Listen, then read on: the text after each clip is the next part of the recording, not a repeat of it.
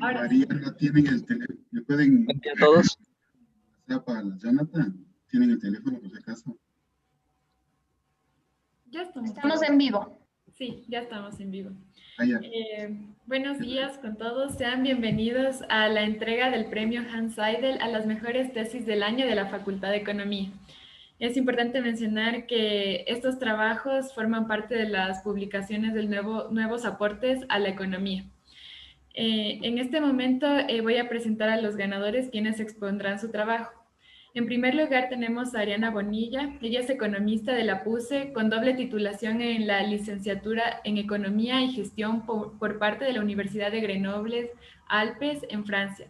Actualmente se encuentra cursando el último semestre de su maestría en Análisis Económico en la Universidad Oberta de Cataluña de España y trabaja como analista de comercio internacional y nacional de políticas agropecuarias y comerciales en el Ministerio de Agricultura y Ganadería. Jonathan Guamán es economista por la PUCE, está cursando su maestría en Economía por la Universidad de Buenos Aires, ha trabajado en proyectos de investigación en temas relacionados a la economía del desarrollo, economía política y política económica. Trabajó en el área de participación ciudadana de la Asamblea Nacional y formó parte del Instituto de Capacitación y Formación Política Manuel Córdoba Galarza a través de la Coordinación Nacional de Capacitación y Formación. Eduardo Cobos es economista de la PUCE. Fue consultor junior en OFI Agro. También fue colaborador en la revista Gestión Digital, siendo redactor dentro de la sección de Economía y Finanzas. Actualmente se encuentra trabajando como consultor independiente para el Instituto Interamericano de Cooperación Agrícola. El moderador de esta conferencia es Pablo Samaniego. Él es profesor de la Facultad de Economía de la PUCE y coordinador del Laboratorio de Estudios sobre la Niñez y Adolescencia. Tiene una maestría en Desarrollo Económico. Fue profesor de la Flaxo y antes de ello director de investigaciones del Banco Central del Ecuador. Felicitaciones a los ganadores, sean bienvenidos y cedo la palabra a Pablo. Muchas gracias, María Alejandra. Bienvenidos a todos y bienvenida sobre todo a Ana Lucía, a quien le cedo la palabra en primer lugar para que nos dé la perspectiva de la Fundación Hans Seidel, que es la patrocinadora de esta publicación y de este premio. Ana Lucía. Muchas gracias. Muchas gracias. Bienvenidos a todos, principalmente a las personas de la Facultad de Economía que organizan este evento año tras año, que está enlazado al tema de la Semana del Economista. Y felicitaciones a los chicos, a Ariana Bonilla, a Jonathan Guamán, Eduardo Cobos, porque sus trabajos han sido seleccionados este año para ser parte de esta publicación, Nuevos Aportes a la Economía. Sin duda, para la Fundación Hans Seidel es un orgullo. Realmente el trabajo que venimos compartiendo con la Universidad Católica tiene ya muchos años. Primero porque nosotros otorgamos becas a jóvenes como ustedes, igualmente talentosos como ustedes, pero que tal vez tienen menos oportunidades económicas, y conjuntamente con la Universidad Católica les otorgamos becas de pregrado para que ellos puedan prepararse. Justamente en función de esto, luego se hizo un convenio con la Facultad de Economía para apoyar justamente con el tema de la Semana del Economista, y se nos ocurrió formar este premio que se llama Hans Seidel, justamente en base de la fundación, para apoyar, para aportar, para incentivar a que jóvenes como ustedes, talentosos como ustedes, puedan salir ya de su universidad, de su pregrado, con un premio que en este caso es ya tener un libro en mano. Esto creo que es muy importante para ustedes para iniciar con pie derecho su vida profesional, porque entonces sus tesis van a ser un referente. La idea es que eso sirva como una base para futuros estudios académicos y que sean nombrados, que sean referidos, ¿no? Esto es muy importante para la Fundación. Como les decía, creamos incentivos para promover la educación. Ese es uno de nuestros puntales importantes, y en este momento también con énfasis en lo que es economía social de mercado como un modelo exitoso a seguir. Nosotros como fundación trabajamos bajo el lema del servicio de la paz, la democracia y el desarrollo, Y justamente eso es lo que siempre tratamos de hacer, incentivar la democracia, incentivar el desarrollo, justamente en lo que es fundamentado en educación, que creemos que es lo más importante en este país, que es lo que nos hace falta en todo nivel. El tema educativo siempre será primordial. Y yo les felicito, chicos, y les deseo muchos éxitos en su vida profesional. Obviamente este es un primer paso que han logrado seguramente de lograr su título de pregrado, pero seguramente de aquí quedan muchos otros pasos más, muchos otros peldaños a los que realmente desde ya auguro que todo sea lleno de éxitos. Muchas gracias a la Universidad Católica por siempre permitirnos estar en estos espacios que son muy importantes desde la academia. Muchas gracias. Gracias, Ana Lucía. Yo voy a hacer una pequeña introducción, no tanto del contenido, porque el contenido nos van a dar cada uno de los ganadores, pero sí de la forma como se seleccionan los trabajos ganadores, porque eso es importante tanto porque queremos garantizar excelencia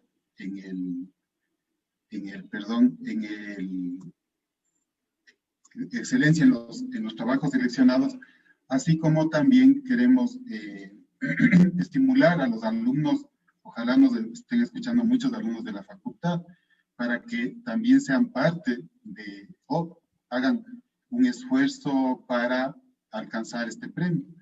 Entonces, este premio se realiza, como decía Ana Lucía, todos los años, llevamos algunos años, algunas ediciones del libro. Le estoy presentando la portada de la última edición, es la edición de este año. Para seleccionar los ganadores, seguimos un proceso muy riguroso en la facultad. El primer paso es tomar las tesis que han sacado como mínimo 9, calificada por por el director de tesis y los 2 lectores, y además que tengan recomendación de publicación.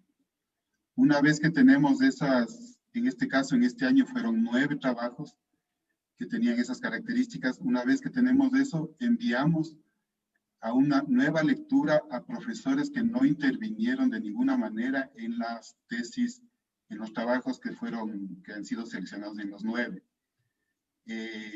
Esos profesores no han sido ni lectores ni directores de ninguna de las tesis.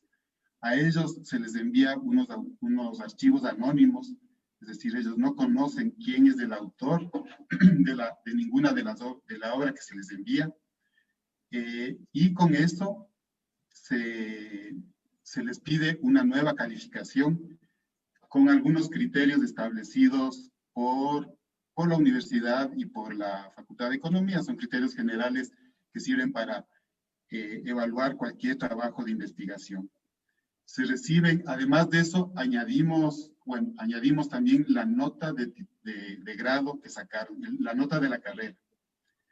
Una vez que tenemos la nota o sea, la selección de los 9 trabajos, más las calificaciones de la carrera, más la calificación nueva que hacen estos pares ciegos, o estos lectores ciegos, se procede a clasificar a los trabajos del mayor al menor, y de ellos se envía a la Fundación Hans Seidel 5 trabajos, los 5 primeros. A su vez, la Fundación Hans Seidel hace un proceso de selección, y los trabajos seleccionados en cada año son aquellos que la Fundación seleccionó finalmente. Obviamente todos los 9 seleccionados en este caso, y sobre todo los 5 que quedaron como finalistas, todos son trabajos de alta calidad. Entonces, lo que queremos resaltar con esto es que esta publicación tiene una rigurosidad académica y científica que nos permite a nosotros tener una publicación de la más alta calidad. Entonces, agradecemos otra vez a los alumnos, ahora economistas graduados, algunos ya haciendo sus maestrías. Agradecemos por la participación en esta presentación, y vamos a operar de la siguiente manera. Cada uno, comenzando por Ariadna, van a tener 15 minutos de exposición. Yo les indicaré cuando falten unos pocos minutos para terminar la charla, a fin de que ajusten su tiempo. Y al final de la exposición de los tres ganadores, tendremos una pregunta, si es que, dependiendo del tiempo, tendremos más, podremos contestar más o menos preguntas. Así que con este antecedente le doy la palabra a Ariana para que nos exponga su trabajo.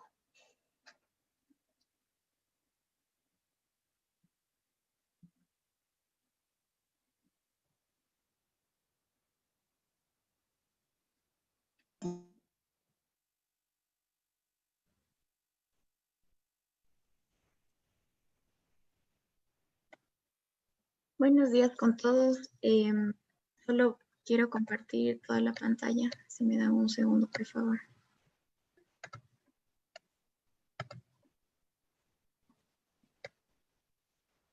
Ya. Buenos días con todos. A continuación les voy a presentar mi trabajo de disertación que titula La evaluación de las transferencias realizadas por el gobierno central al sector lechero ecuatoriano durante el periodo 2012-2017. Inicialmente es importante recalcar que el sector agropecuario constituye un eje primordial de la economía ecuatoriana porque, en primer lugar, contribuye con el 8% al PIB nacional y además es el sector encargado de producir el 70% de los alimentos que consumimos a diario. Dentro de este contexto, el sector lechero contribuye con un 3.3% al VAB agropecuario, pero además de eso, beneficia directamente a aproximadamente unos 299,000 productores a nivel nacional, garantizando de esta manera ingresos diarios que les permiten cubrir sus necesidades básicas. Mucho más allá, garantiza la seguridad y soberanía alimentaria, pero además constituye un mecanismo de ahorro y liquidez al mismo tiempo porque el hecho de que los productores cuenten con o tengan ganado les facilita como una herramienta de garantía que les facilita acceder a los créditos. A lo largo del tiempo, el gobierno ecuatoriano ha implementado una serie de políticas, proyectos, transferencias como cuotas, aranceles a la importación, apoyo vía precios, para fomentar el desarrollo de este sector que es muy importante para la economía ecuatoriana. Sin embargo, nosotros de estar inmersos en un esquema de dolarización, se pueden identificar tres problemas. Primero, la baja productividad, los altos costos de producción y también el contrabando, que favorece el ingreso de la leche líquida a un precio inferior al establecido por el Ministerio de Agricultura en el 2013, que eran los 42 centavos y que corresponde al precio mínimo de sustentación. Entonces, dada esta coyuntura, se presentan además otros problemas, como el incumplimiento del pago del precio mínimo de sustentación, la falta de competitividad y la presencia de una alta intermediación en la cadena que impide que los productores obtengan todo el margen de ganancia que les corresponde. Entonces, dados todos estos aspectos, es súper importante que se planteen políticas sectoriales diferenciadas, donde se puedan distinguir que por un lado tenemos a los pequeños productores y aquellos de la agricultura familiar y campesina, y por otro lado a la agroindustria. Todo esto, al fin y al cabo, conlleva al gobierno a pensar en herramientas e instrumentos que le permita evaluar la efectividad de las políticas a través del tiempo e identificar cuáles son cuáles han sido los actores más beneficiados y quizá cuáles han sido los actores más perjudicados. Entonces, el objetivo de esta investigación es determinar si las transferencias que ha otorgado por el gobierno central como políticas de fortalecimiento y desarrollo del sector lechero durante el periodo 2012-2017 han sido efectivas, para lo cual se plantearon tres objetivos específicos. En primer lugar, identificar los incentivos y desincentivos generados a los productores de leche a nivel de finca.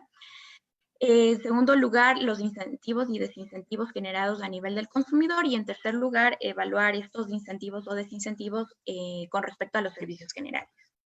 Pero todo esto está dentro de un gran paraguas que viene a ser la política pública, dentro de la cual se encuentra la política sectorial agropecuaria y por ende el sector lácteo. Que a través de la metodología de la OCDE se implementan tres tipos o se realiza una clasificación de tres tipos. Primero tenemos el estimado de apoyo al productor, el cual considera todo el apoyo vía precios y los apoyos directos que recibe el productor a nivel de finca. El estimado de apoyo al consumidor, que son las transferencias de precios o subsidios, y los estimados de apoyo a los servicios generales, que hace referencia a todas las transferencias que pudo haber recibido el sector lácteo, ya sea a través de los servicios de control e inspección, mejoramiento de infraestructura, fomento a la investigación, entre otras cosas. Entonces, la suma de todos estos estimados de apoyo que la vamos a poder observar posteriormente, nos da como resultado el estimado de apoyo total.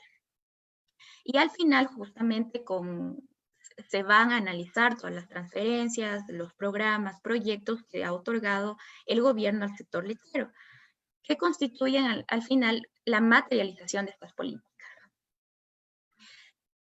Entonces, antes de contextualizar y para caracterizar la cadena láctea en el Ecuador, es importante tener en cuenta que existe un marco regulatorio, que el Ecuador a lo largo del tiempo, desde 1996, cuando ingresa por primera vez a la Organización Mundial del Comercio, ha adquirido varios compromisos con varios países y con varias organizaciones internacionales. En el sector lácteo encontramos las que pueden ustedes observar en pantalla. Primero, los acuerdos con la OMC, a través de la cual se instauraron licencias no automáticas de importación, es decir, permisos de importación, aranceles consolidados, que son aranceles máximos que pueden ser aplicados a la importación. Por parte de la comunidad andina se encuentra un sistema denominado franja de precios y preferencias arancelarias. Con la Unión Europea en el 2017 firmamos el acuerdo multipartes.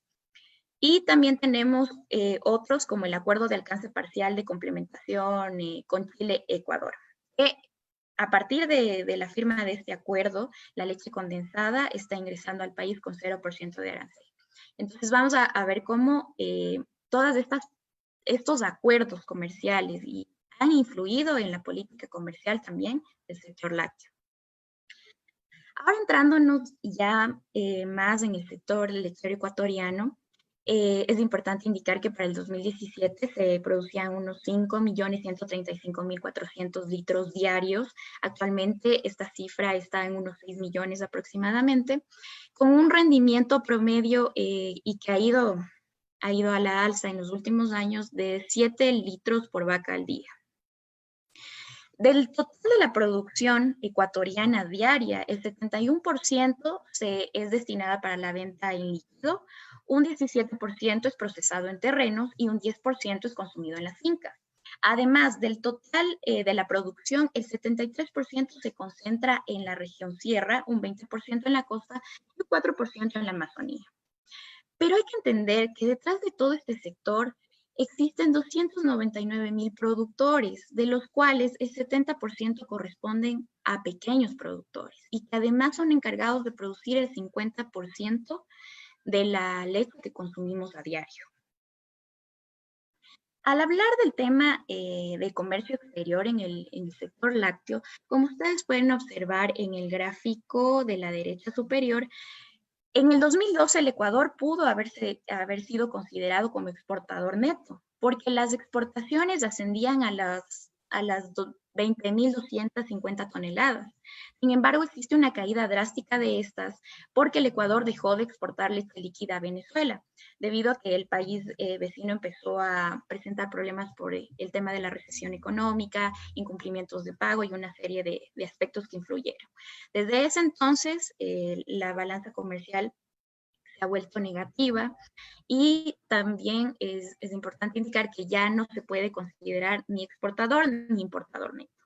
Con respecto a los principales productos exportados, el 80% correspondía a la leche líquida. En segundo lugar está con un 18% de participación en la leche en polvo y 1.3% el queso fresco. En relación a las importaciones, y que hace mucha referencia a lo que expliqué en el marco regulatorio, el principal producto importado por el Ecuador es la leche condensada. Y esto tiene bastante relación porque proviene de Chile con 0% de arancel. En segundo lugar se encuentra la leche evaporada y en tercer lugar el lactosuero, que es utilizado para la industria de chocolates. Ahora, nosotros al analizar y tomar como referencia los precios como una variable que nos permitirá ver la competitividad en el sector, podemos ver que, si bien es cierto, desde el 2012 hasta el 2014 los precios locales se mantenían en niveles similares al precio internacional, que es la línea azul más oscura, a partir de ese año existe una caída drástica de los precios internacionales que llegan a ubicarse en los 26 centavos. Pero nosotros como país, al mantener una política de fijación de precios, pueden observar que esta variable se mantiene constante en el tiempo, mientras que los precios internacionales se han mantenido en unos 31 centavos en promedio.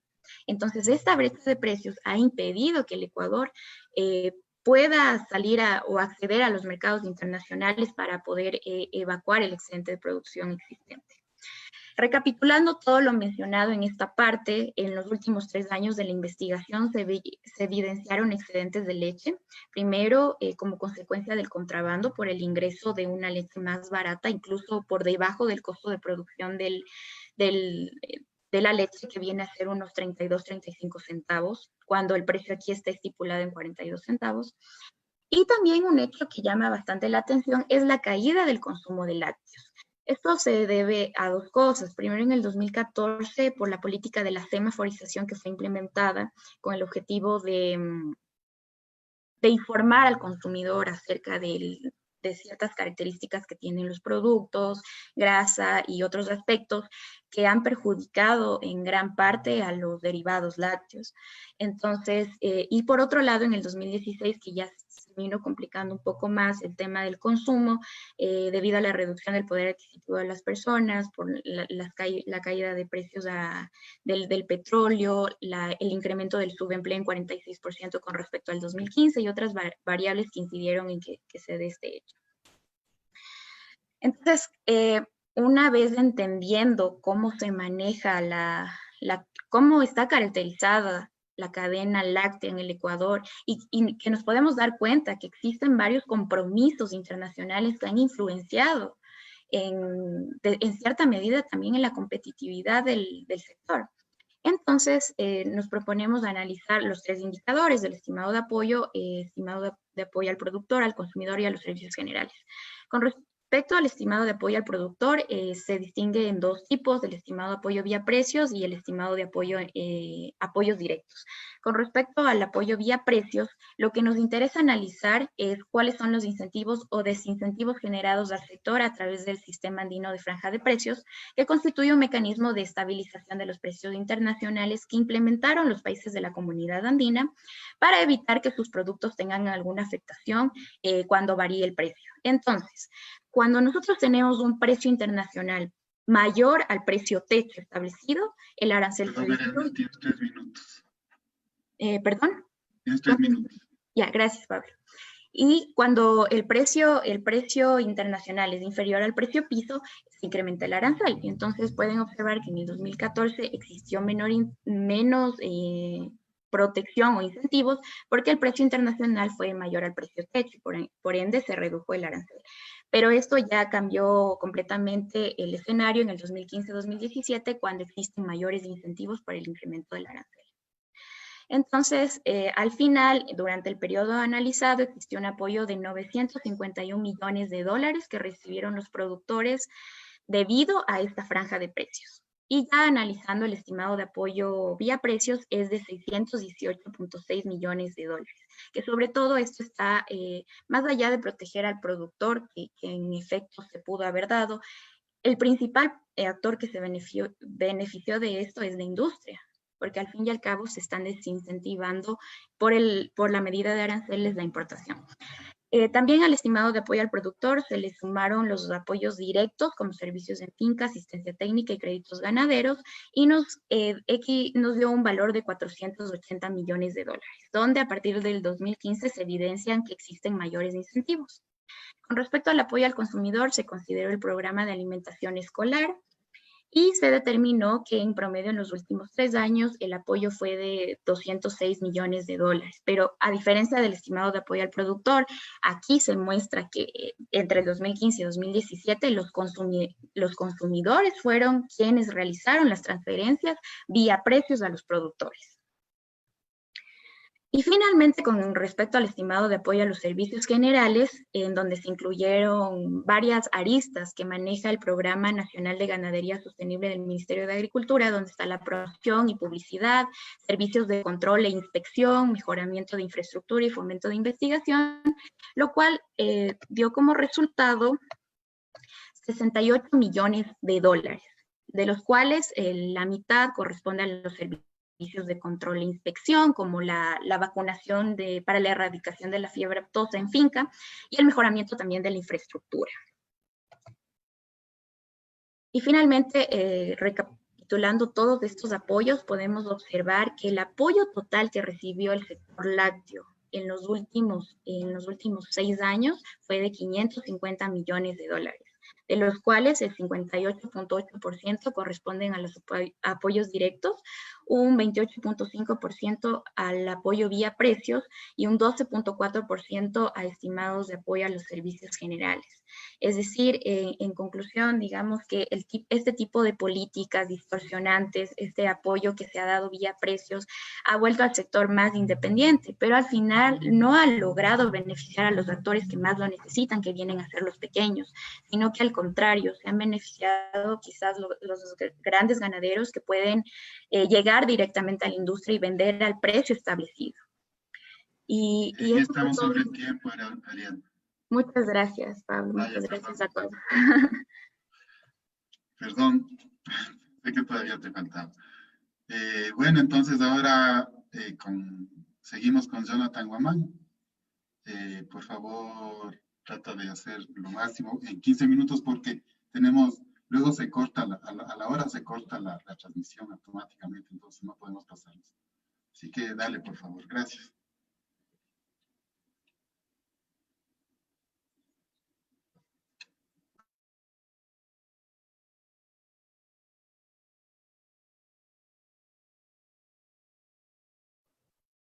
Sí, buen día a todos. Buen día a todos, colegas, amigos, panelistas.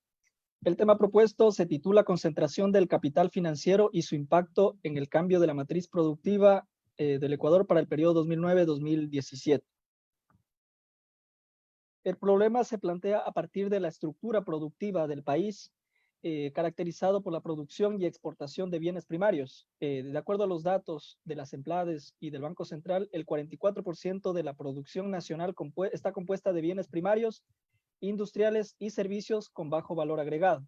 Asimismo, el 72% de las exportaciones corresponden a bienes primarios y el 54% de los sectores productivos están altamente concentrados. Asimismo, el análisis de la estructura productiva se combina con el análisis de la estructura empresarial y financiera.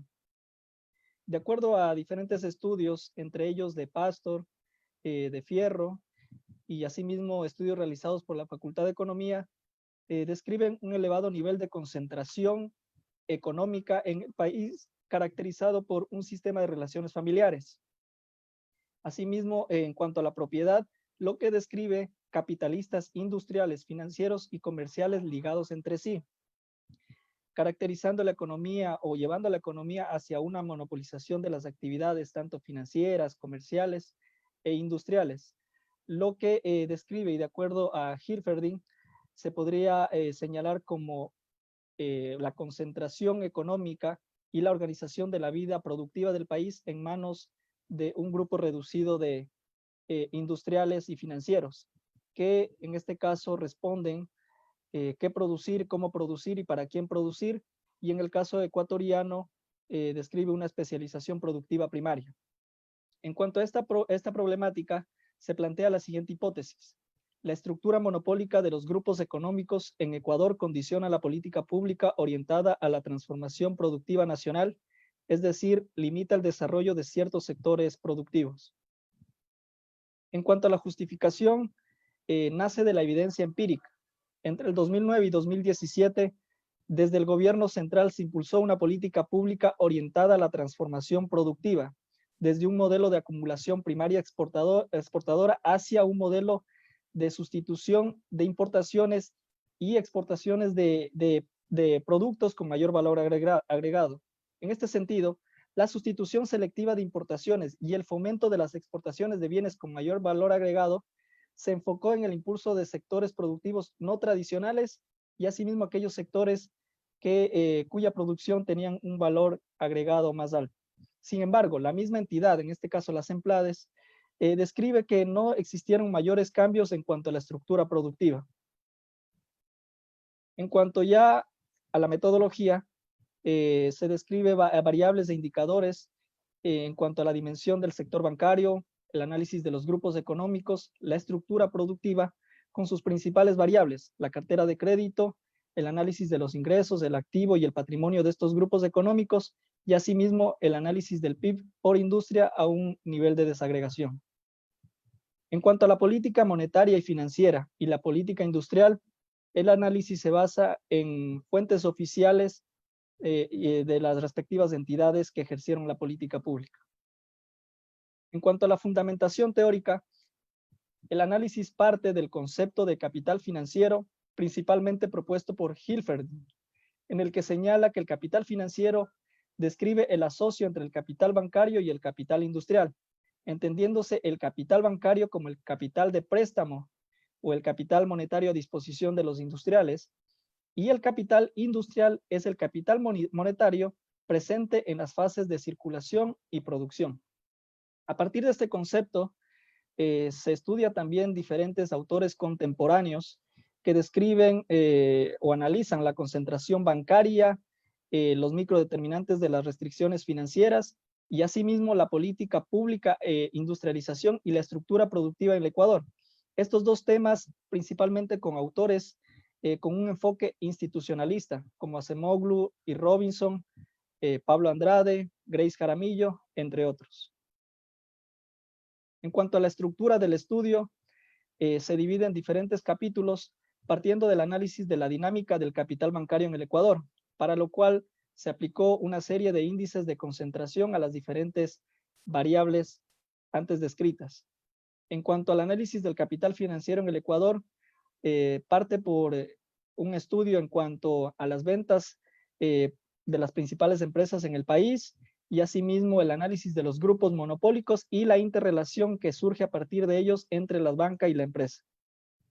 En cuanto a la política monetaria y financiera en los procesos de transformación productiva, se estudió la asignación del crédito por segmento y por sector. En cuanto a la política industrial orientada al cambio de la matriz productiva, se analizó la propuesta nacional de cambio de la matriz productiva, sus políticas y estrategias. Y finalmente se presentan los resultados más relevantes. En cuanto a la primera parte del estudio, se tiene como resultados que existen 4 principales bancos en el país que concentran más del 50% de la cartera de crédito. Entre ellos se destacan el Banco de Guayaquil, el Banco del Pacífico, el Banco del Pichincha y Produbanco. Y asimismo, en este caso, el Banco del Pichincha es el sector con mayor concentración. Sin embargo, a ello continúa el Banco del Pacífico con una importante tasa de crecimiento promedio anual. En cuanto a la aplicación del índice de concentración de las 4 firmas más grandes, se deduce una alta concentración del mercado crediticio en los 4 principales bancos. Es así que solo un banco, en este caso el Banco del Pichincha, concentra para el 2017 cerca del 33% de la cartera de crédito de la banca privada. Cabe señalar que a partir del año 2017 existe un quiebre o un desfase en el índice de concentración debido a la salida de la sociedad financiera Diners Club del Banco Pichincha, incorporándose como un nuevo banco dentro de este sector. Sin embargo, de acuerdo a los análisis y a los datos que reflejan en el SRI, Diners Club continúa formando parte del grupo económico del Banco Pichincha. Y asimismo vemos el índice de concentración para los 4 principales bancos. Para el 2017, la cartera de crédito que concentran asciende al 69%. Asimismo, la dinámica de estos 4 bancos más grandes del país crece más que el total. En el año 2007, su representatividad en cuanto al PIB correspondía al 8%. Para el 2018, este crece en 7 puntos porcentuales hasta el 15%. Avanzando en el análisis, aplicamos también el índice de, perdón, el test de Granger, que describe si una variable retardada predice una variable futura, esta causa en el sentido de Granger a la otra. Es así que de acuerdo a los resultados, obtenemos que el PIB causa en el sentido de Granger el volumen de crédito.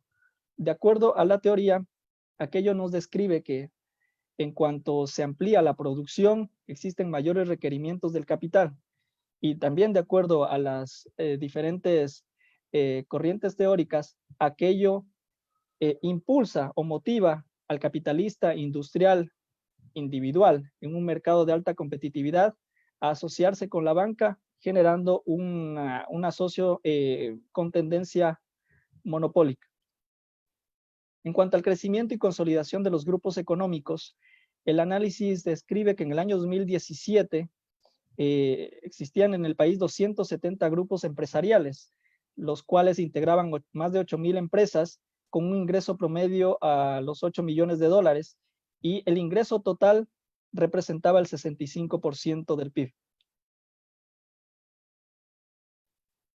A un nivel de desagregación mayor, se puede evidenciar que 3 de los 4 bancos más grandes están asociados a un grupo económico. Es así que podemos ver que incluso el Banco Pichincha, a un nivel desagregado, cuenta con diferentes bancos que interactúan en el país, entre ellos Banco Pichincha, Banco Diners Club, General Rumiñahui y Banco de Loja. Y todos estos grupos económicos también poseen o integran empresas que interactúan en los diferentes áreas o ramas de la producción en el país. En cuanto a al análisis de la restricción del crédito, podemos observar que el segmento corporativo empresarial posee el más bajo costo del crédito. En cuanto a los datos del Banco Central, se refleja que para el sector productivo empresarial, el sector corporativo, es decir, de las empresas más grandes cuyas ventas superan los 5 millones de dólares, esta tasa es inferior al 10%, mientras que para el microcrédito y para las pymes, la tasa supera el 15% y para el microcrédito supera el 20%. En cuanto a los desembolsos, el segmento productivo y comercial presentan las mayores tasas de crecimiento en cuanto al volumen de crédito y las tasas más bajas de interés del mercado. Y en cuanto a la asignación del crédito por segmentos de empresas, estas se concentran en las empresas más grandes del país. Es así que el segmento productivo corporativo concentra el 41% de los desembolsos totales, mientras que para el caso de las pymes, estas apenas concentran el 10%, lo que en teoría describe o confirma los diferentes estudios de que las pymes por lo general poseen mayor restricciones de acceso al capital monetario, mientras que las empresas más grandes, en este caso, tienen facilidades de financiamiento. Jonathan, tienes 3 minutos, por favor. En cuanto al, gracias, Pablo. En cuanto al crédito público, la situación es similar. El sector o el segmento productivo corporativo concentra el 43% de los desembolsos, mientras que el productivo para las pymes apenas es del 17%.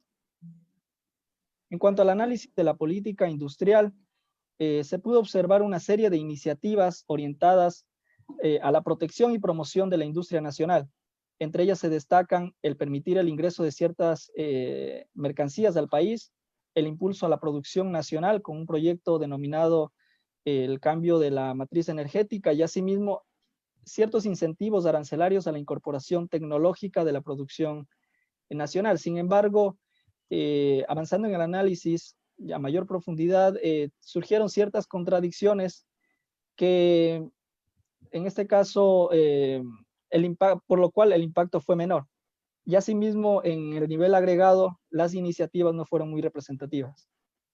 En cuanto a la promoción de la producción ya para el ingreso a nuevos mercados, tenemos que las negociaciones que se realizaron fueron con países menos representativos para los productos manufacturados ecuatorianos. Finalmente, en el país, de acuerdo a las EMPLADES y al Banco Central también, el cambio en la canasta exportable no fue significativo y también por el contrario hubo una tendencia negativa en el crecimiento de las exportaciones no tradicionales. Finalmente, entre las conclusiones, la evidencia empírica afianza la hipótesis central de que la estructura monopólica de los grupos económicos en el Ecuador condiciona la transformación productiva nacional. Asimismo, en contexto con la dinámica del capital financiero, existen 3 escenarios para promover la dinamización de los sectores productivos tradicionales y los no tradicionales. En un primer momento, es importante una promoción de una política pública que integre la realidad de estos grupos económicos al desarrollo nacional. Asimismo, existen otras corrientes que sugieren la separación del capital bancario e industrial a través de incentivos económicos que permitan una mayor acción del mercado. Y existe otro, se puede decir un poco más, una concepción más polémica a través de la ruptura del capital monopólico bancario industrial a través de la expedición de una normativa única y una agencia nodal que establezca incentivos, metas y asimismo el control en cuanto a la producción. Y finalmente, la recomendación de este trabajo es que la institucionalidad económica y política debe garantizar el funcionamiento eficaz y eficiente de los mercados y la economía en su conjunto, y esta debe ser independiente de un grupo reducido de agentes económicos. Gracias. Muchas gracias, Jonathan. Pasaríamos ahora a la última exposición que hará Eduardo Cobos. Tienes el micrófono y la pantalla, Eduardo.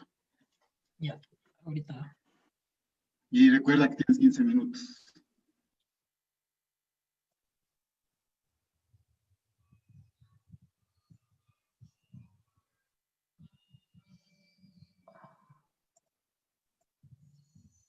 Ahí está compartiéndose en la pantalla ya.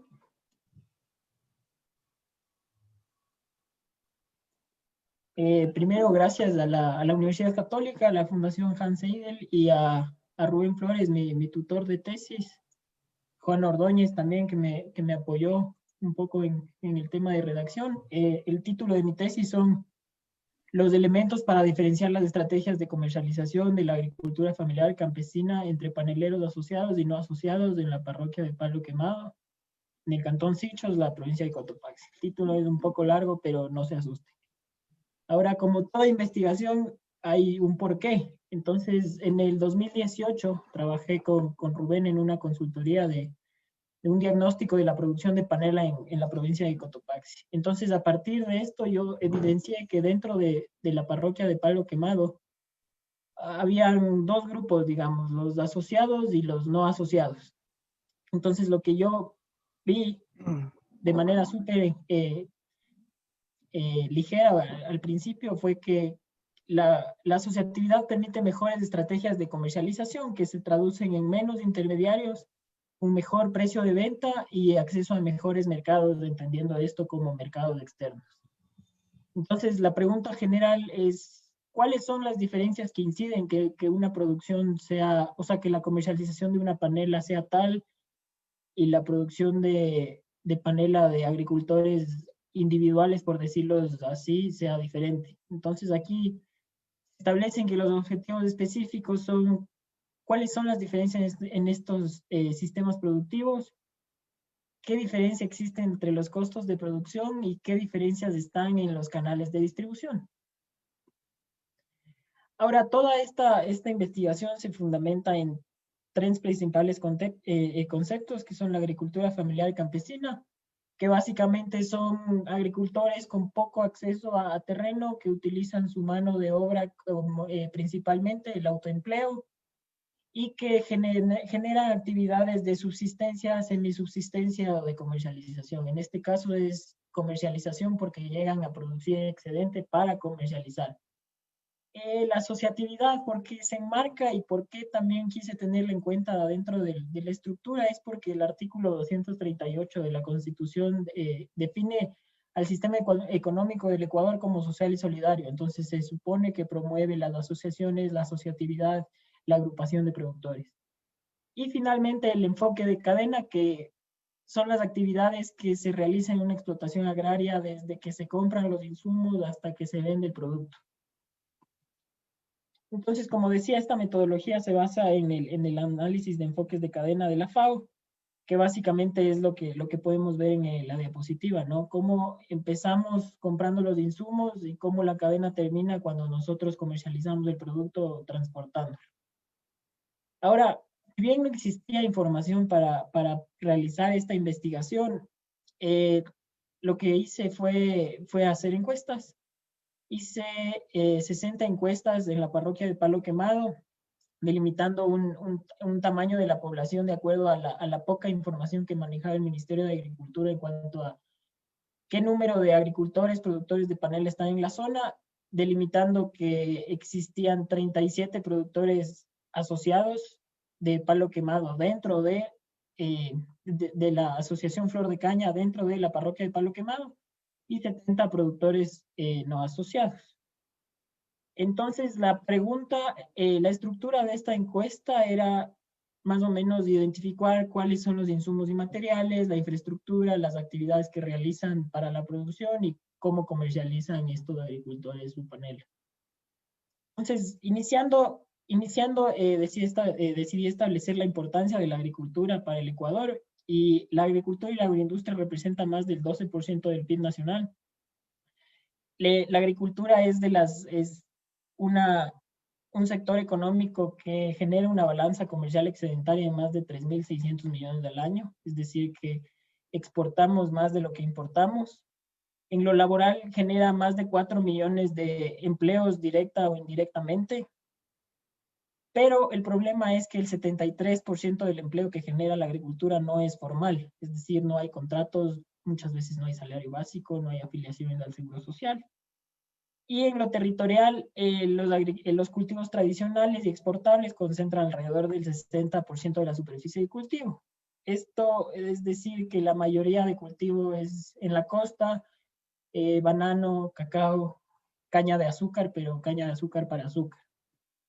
Entonces, continuando con esto, la situación de la panela es que de las 130.000 hectáreas más o menos que hay de cultivo de caña de azúcar, el 77% son para la producción de azúcar y tan solo el 23% es para la producción de panela, alcohol, combustibles. Sin embargo, en este contexto, Cotopaxi es el territorio que mayor cantidad de caña de azúcar para otros usos concentra. Entonces, ese fue otro factor clave para decidir por qué Palo Quemado y por qué voy a trabajar en ese sector.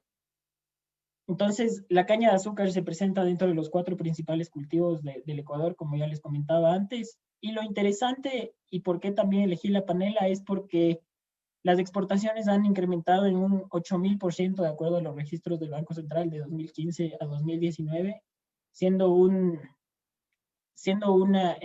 producto que se exportaba en $11.000 a ser más de $1 millón. ¿Por qué la panela? El boom de la panela surge porque es básicamente de producción orgánica y porque es una alternativa frente al azúcar blanca común, es más sana, sus cualidades organolépticas son apetecidas en Europa y Estados Unidos. Sobre la parroquia de Palo Quemado que antes les contaba, está en la provincia de Cotopaxi, pero como podemos ver en la imagen, está más cerca de Santo Domingo que de La Tacunga, entonces por eso el clima. Uno no pensaría que se puede cultivar caña de azúcar en Cotopaxi, pero es una provincia enorme. Habitan alrededor de 1.030 familias, y estas 1.030 familias principalmente se dedican al cultivo de caña de azúcar para otros usos, a la ganadería y al cultivo de naranjilla. La agricultura es la principal actividad de Palo Quemado, cabe recalcar. Ahora sí vamos a lo importante de la disertación, que básicamente el primer punto decidíamos comparar cuáles son las estructuras productivas de los productores no asociados con los asociados. Entonces, si es que nos fijamos en la imagen, la producción es la misma, solo que los agricultores no asociados deciden producir una panela sólida. No sé si han visto los bloques de panela que comercializan generalmente en los mercados. Esta es la panela en atados que se llama. Y los pares asociados deciden producir su panela de manera granulada, porque esta es la que apetece en los mercados externos. Entonces, de aquí parte todo, ¿no? La diferencia que los productores no asociados comercializan su panela en el mercado en la feria de Palo Quemado cada miércoles, mientras que los productores asociados son capaces de entregar a Maquita Kusunchi, que es una fundación que comercializa productos tipo Fair Trade, y los envía a mercados externos. Entonces vamos a profundizar un poco más sobre eso. Se realizan las mismas actividades, pero varía la presentación y el mercado destino. Dentro de la cadena no hay diferencias claras en infraestructura e inversiones. Entonces, ¿por qué hay estas diferencias? Estas diferencias parten de la mera organización de los modos de producción. De acuerdo al libro de Cómo sale en la sopa de Brundam y Joachim, los productores no asociados, este es un perfil organizativo que construí dentro de las encuestas. En la columna de las celdas amarillas están las calificaciones para los productores no asociados y en las azules están para los asociados. Entonces se puede observar, digamos, que los asociados mantienen estrategias, objetivos, delegan, dirigen. Es una estructura empresarial, mientras que los productores no asociados es de subsistencia. No manejan costos, venden para poder comprar otros insumos durante la semana, no reconocen su autoempleo. Entonces, la principal disimilitud consta dentro de la organización y la formalidad del negocio les permite generar mejoras sustanciales en términos de estrategia, o sea, establecer objetivos. Ahora bien, en las encuestas establecí dos escenarios. El problema de la agricultura, como mencioné antes, es que no se reconoce el autoempleo, entonces no se remunera el trabajo. El análisis de los escenarios se diferencia por el pago de la mano de obra. En el primer escenario se reconoce la mano de obra y en el segundo no se reconoce la mano de obra, porque cuando levanté la información sucedía que muchos productores no cuantificaban su mano de obra, entonces los costos eran súper bajos. Entonces esta investigación maneja el primer escenario, que es cuantificando la mano de obra, digamos, reconociendo que el jornal cuesta de 15 a 20 dólares y estableciendo eso dentro de la estructura de costos. Entonces, básicamente tienen costos diferentes porque los productores asociados se dedican más tiempo a la producción de la panela y para producirla de mejor manera, por decirlo así. Dedican más tiempo a la limpieza del terreno, dedican más tiempo dentro de las moliendas y también invierten más para tener unas moliendas más limpias con mejores herramientas e insumos de trabajo. Entonces, miren, aquí el año cero es el año que se invierte, digamos. Los no asociados invierten $6,000 casi, mientras que los asociados 14,000. Esto también les permite acceder a mejores mercados. Eduardo, tienes 3 minutos. Son financiadas por la asociación.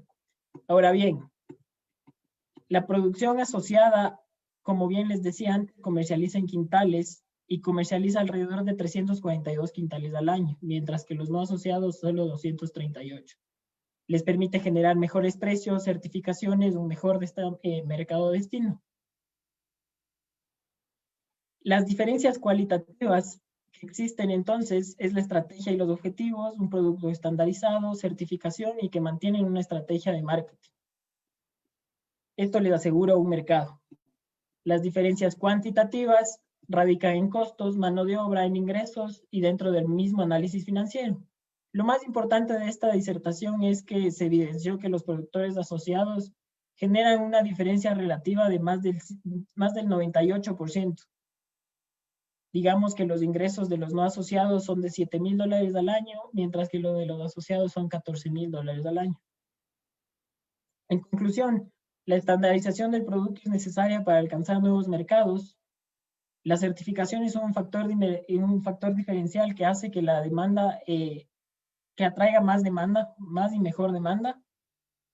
y se asegura una demanda reduciendo la incertidumbre de los precios, permitiendo planificar a futuro, porque los productores asociados tienen que negociar un precio cada miércoles en la feria de palo quemado, mientras que los pares asociados tienen un precio establecido que les permite planificar.